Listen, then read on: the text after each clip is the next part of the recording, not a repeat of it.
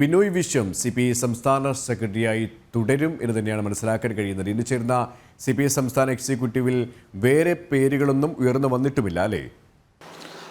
തീർച്ചയായും CPI സംസ്ഥാന സെക്രട്ടറിയായി ബിനോയ് വിശ്വത്തെ തീരുമാനിക്കുന്നത് നമുക്കറിയാം. വളരെ പെട്ടെന്ന് നിലവിലുണ്ടായിരുന്ന സെക്രട്ടറി കാനം രാജേന്ദ്രൻ മരണപ്പെടുന്ന ഒരു സാഹചര്യം ഉണ്ടായി. ആ അവസരത്തിലാണ് അദ്ദേഹം കൂടി അദ്ദേഹത്തിന് നേരത്തെ അസുഖബാധിതനായി ആശുപത്രിയിലേക്ക് പോകുമ്പോൾ തന്നെ ഇദ്ദേഹത്തിന്റെ ബിനോയ് വിശ്വത്തിന്റെ പേര് പാർട്ടി കേന്ദ്ര നേതൃത്വത്തിന് മുമ്പിൽ സമർപ്പിച്ചിരുന്നു. അത് നമ്മൾ അറിഞ്ഞ കാര്യമാണ്. അങ്ങനെ കാനത്തിന്റെ ഇഷ്ടമനുസരിച്ച് തന്നെ ബിനോയ് വിശ്വത്തെ സംസ്ഥാന സെക്രട്ടറിയായി അന്ന് വളരെ പെട്ടെന്ന് തീരുമാനിക്കുകയായിരുന്നു.